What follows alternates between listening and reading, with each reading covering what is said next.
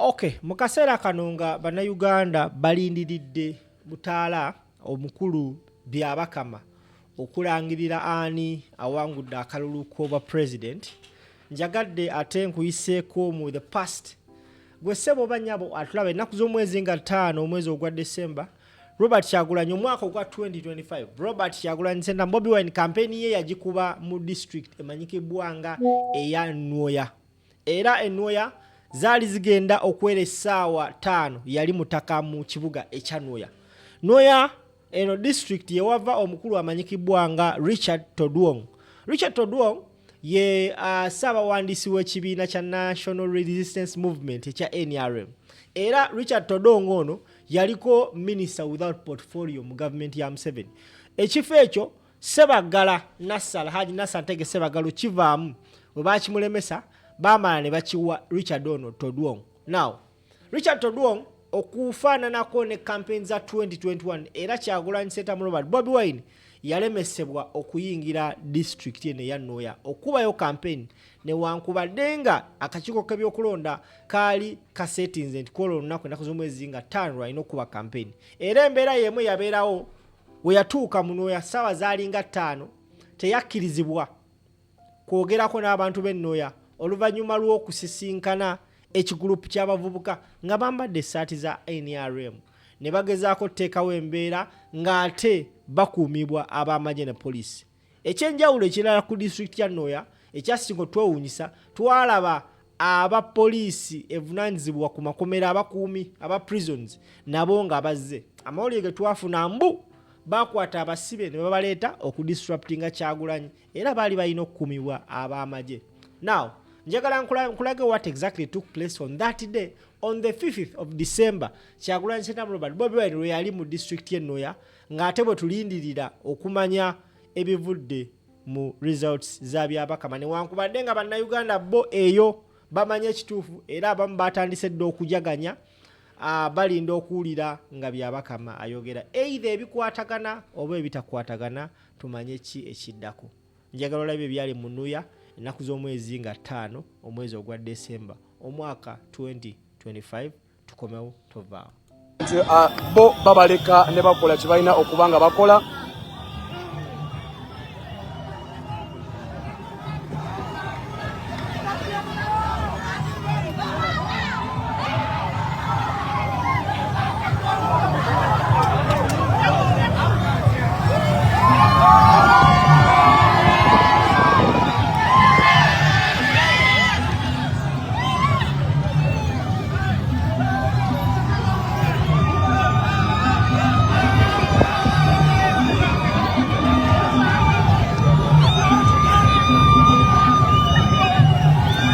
Bwatyo Taata Mwoya akomewo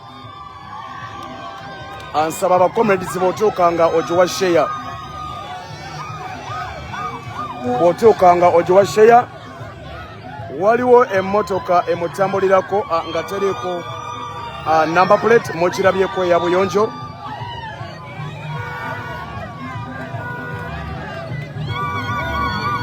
Mulabye ku mmotoka ya buyonjo emutambulirako nga teriiko number plate.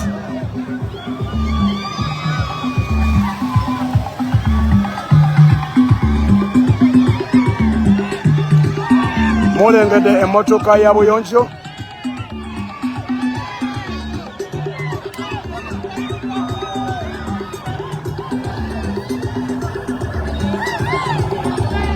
eno eya NRM nayo tetumanyi baani bakirimu nayo emutambulirako nnyo.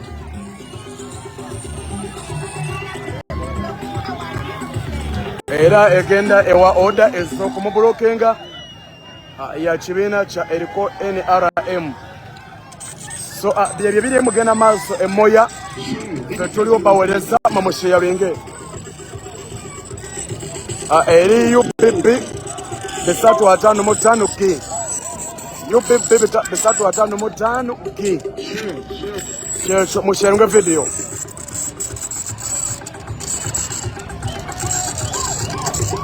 Fifi Pwinex amukwano wankyawa nnyo ondeka nensigala nga ndi mu kubundabunda naye bw'oto si bwe wakolanga.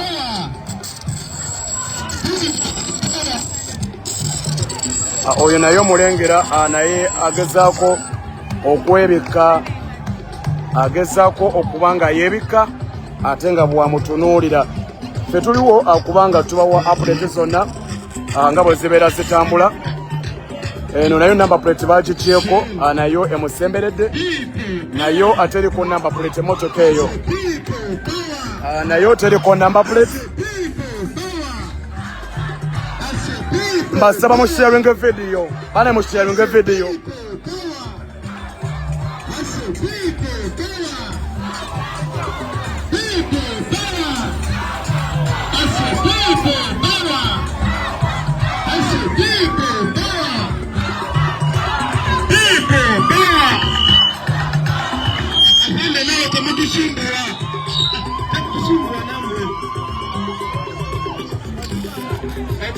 Officer, leave us to campaign in peace. People power! Power, power! People power! Power, power! Let them know that money cannot buy love. Let them know that money can buy love.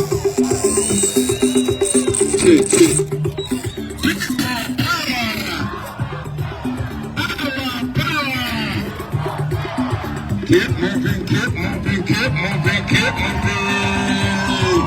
Money cannot buy love. Remember them. Police and military. Sound. You cannot pass.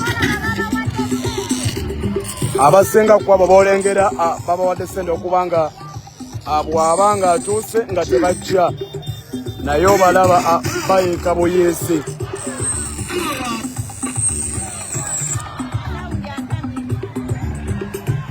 Sound mufunye ono alumya bulumya amatu. Babali emabega bakutte ebifaananyi bya NRA kamazumengere mulabe.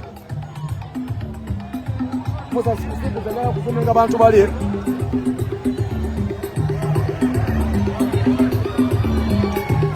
kanswente mulengerayo bulungi.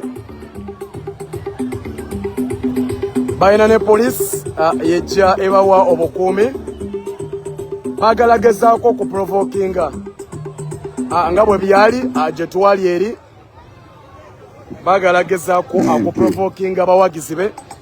Era n'ekirungi bakutte fulaga y'eggwanga y'ensonga enkulu.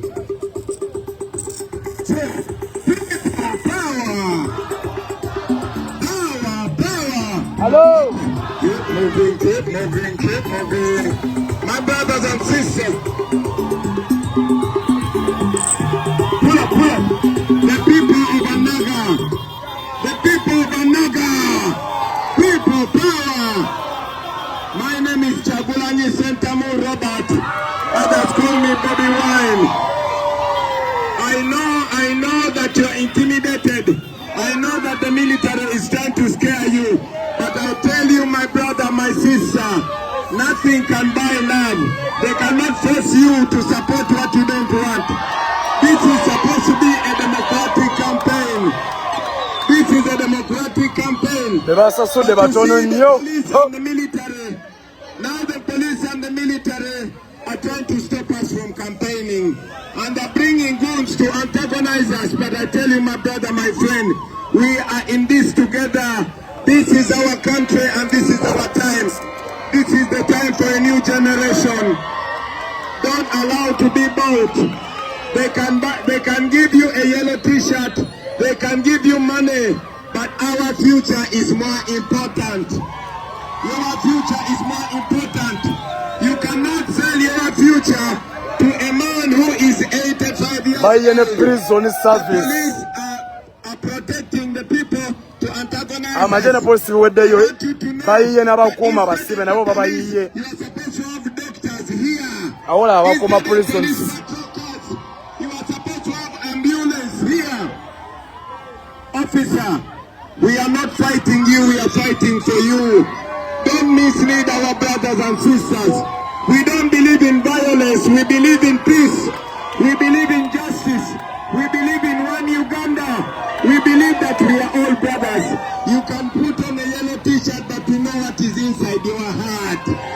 Hello. What is inside your heart? Hello. We know that all of us, we are slaves in our country. During the days of slave trade, they used to make fellow black people arrest us. Alimba sirikala yambade NRM awagane Kyagulanyi ogwo mukwano twala sobola ku teri asobola kugula mu yogo. I am here to tell you, this is the time for a new generation. This is the time for a new Uganda. By your prison service. For all of us to enjoy our country. Don't allow anybody to buy your soul.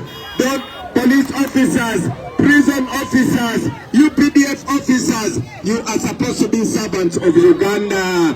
You are supposed to be non-partisan. But as you can see right now, it is as if we are competing with Uganda police. It is as if we are competing with the military. Look how many soldiers are around here. Look how many police officers are here. They stop me from campaigning even when I'm supposed to be campaigning here. Police officers, military, you want to pretend you don't see the goons attacking us? Officer, you have a gun there. All of you are here. Are you saying you don't see what they're trying to do to us? You police officers, you are supporting goons to come and attack us. My brother, my sister, I am telling you, we will never stop fighting for Uganda. We will never give up. We shall always love Uganda. Uganda, hey! Uganda, hey!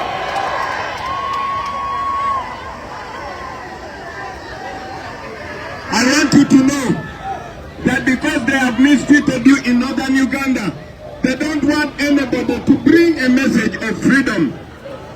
You know what they have done to northern Uganda.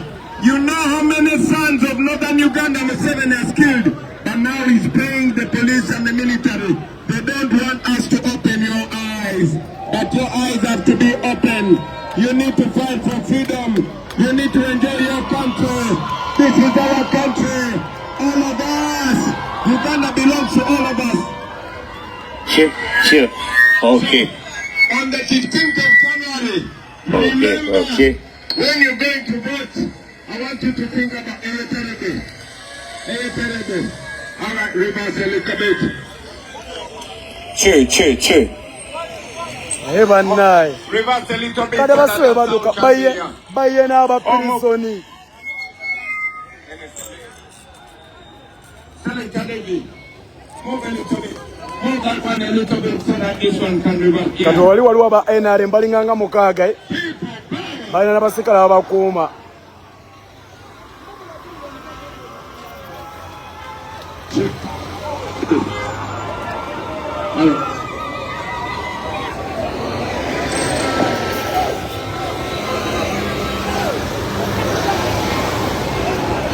Sure. Obale bonna beesabise ne feste zirabika. Sure. I want to talk to the people. I never knock it down to you. Omusajja dema beke. Sure. Motive. Ono musajja dema beke ono. A little bit. Sure. Come on down. Sure. All right. Bring a Kadoni kid up. Selector David, turn that sound to reverse a little bit. Reverse it, Mr. Reverse it. Naye mmwe olwaleero lwakunyuma mu kiralo nga vidiyo.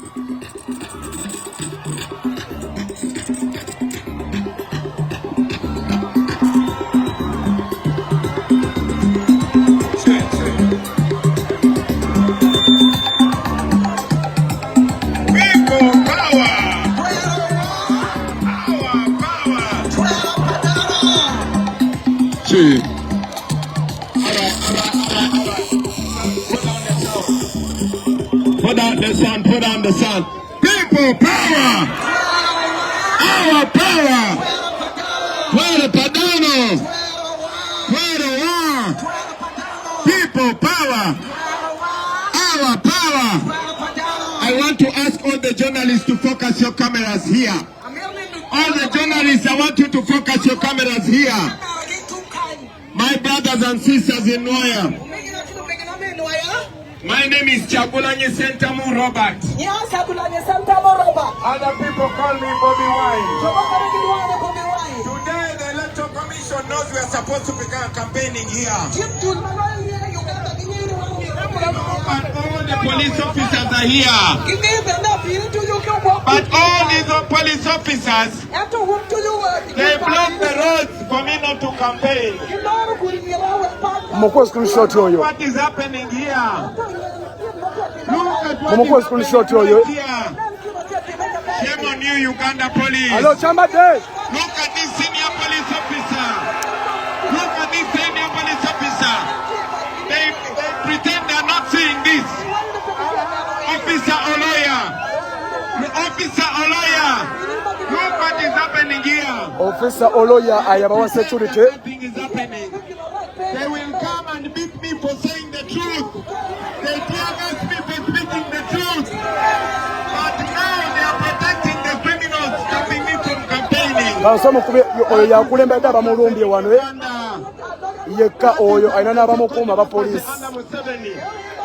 Look at these senior police officers.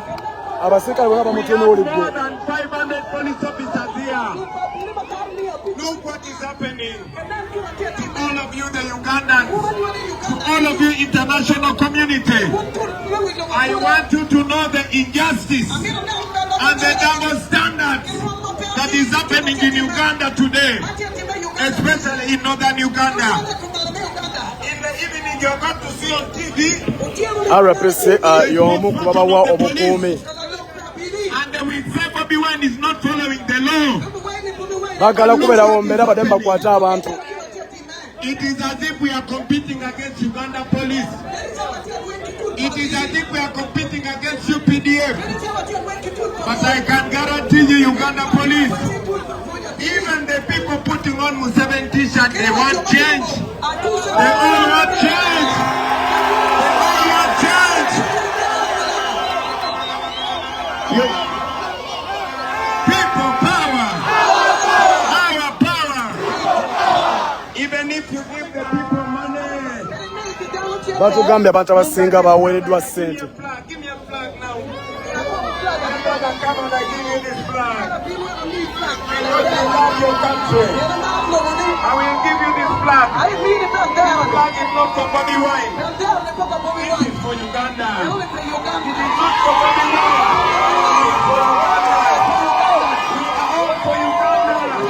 Mbeera bw'eti bw'eri.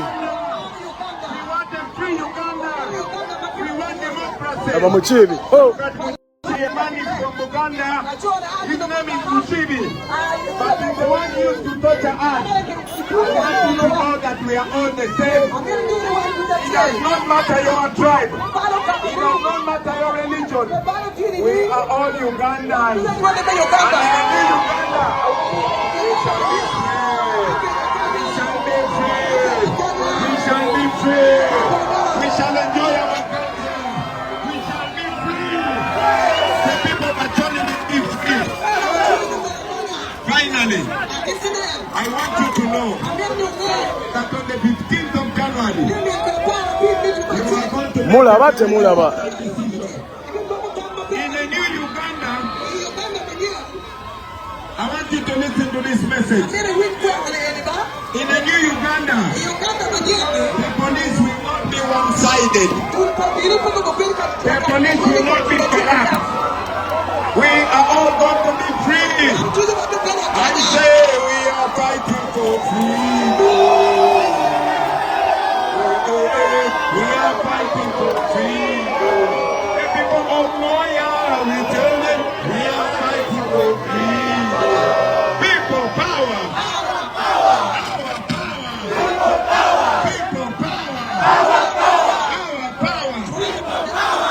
Finally, I want to ask all of you, even after I leave here, even when we go away, I want you to be the Bobby Wine of Noya. Of Noya. You can be the Bobby Wine of Noya.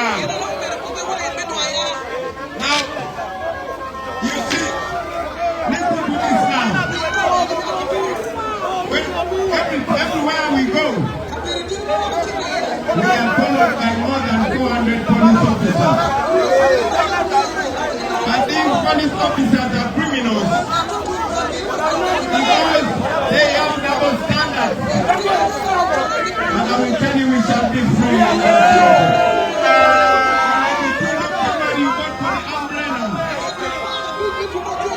When you make me a president, Uganda will be free, and Uganda will never suffer again. People power!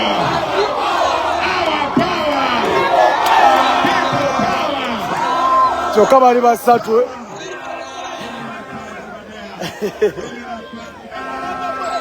Bali basatu. Ku kyalo konna bali basatu. Labazo owuliza message ye.